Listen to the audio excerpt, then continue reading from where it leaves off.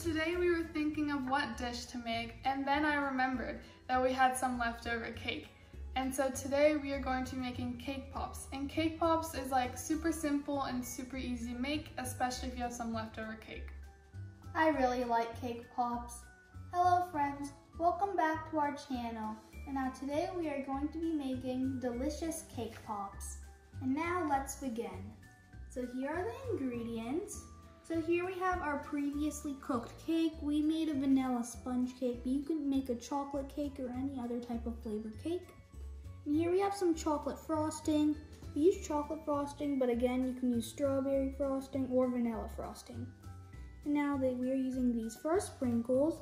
And here we have some candy melt. And we are using the white candy melts and green candy melts. And now here we have our cake pop sticks. And now this is our cake pops tray. And our frosting is store-bought, and also the candy melts basically like give the nice like hard coating, like shell coating you like on the outside of cake pops. So now for our first step, we're gonna take our previously cooked cake and we're just gonna like smash it kind of until it's like a powder. We need to smash it so it can fit in the cake pops. So just gonna be like a crumbly, like you see how it's starting to turn like crumbs. We're just gonna do that with our cake.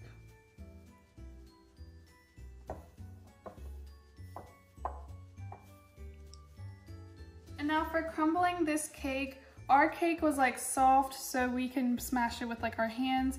And if you bake your cake, and you know how sometimes your cake gets like a hard layer, you need to like cut that off, because for cake pops, you want the softest part of the cake.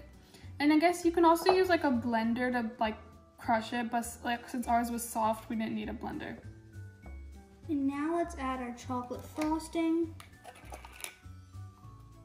We're basically taking around a spoon. And what this frosting will do to help, this will help the cake pop like bind together, because if you like don't use frosting, the cake's like not gonna stick together and form the nice ball shape we like. And I'm just gonna form this into a dough. So here we have combined our frosting with our cake mixture, and you basically want to add enough frosting so that it like binds together like this. You see it's nicely binding together. And now just to make the balls nice and evenly shaped, we're just using a 1 tablespoon measurement. We're just gonna put some in here so that they become a nice shape. And then here we have. And then you want to roll this really nicely until it's a nice ball shape. And if you see any like cracks or anything, just like pinch them to make them close and go away, because those could possibly like break your cake pops. Just gonna roll it till it's like a nice shape.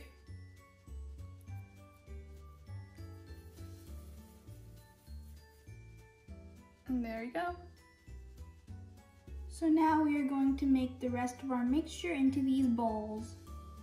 So here we have made our cake pop balls, and since we used a measurement, they all became like around the exact same size. And we can use chocolate frosting. Again, you can use any sort of frosting or flavor you like. It's just like totally up to you. And now here we have our candy melt. We melted it according to the instructions on the back of the packet, which is basically like, we did it for a minute, and then like after 30 seconds, we just gave it a quick stir and then put it again for 30 seconds. So now we're just going to dip this, not too much, just a little. And now we're going to put it in our cake pop until it's around halfway, so like that. And then we're gonna put sticks on all of them. And then basically you wanna put these in the freezer for 5 minutes so that the sticks sort of solidify. So now we have taken our cake pops out of the freezer, and as you can see, the sticks nicely in the cake pop. So now here we have our candy melts for our coating, but you want it kind of liquidy like this. And what we're gonna do is we're gonna take this cake pop and we're just gonna like rotate it all around like this. As you can see, it's like fully coated. And then we're gonna pick it up, and when tapping it, you want to tap it like this, because if you tap it directly on the glass, it'll actually break. The cake pop will also fall off that way. Now we're going to coat it.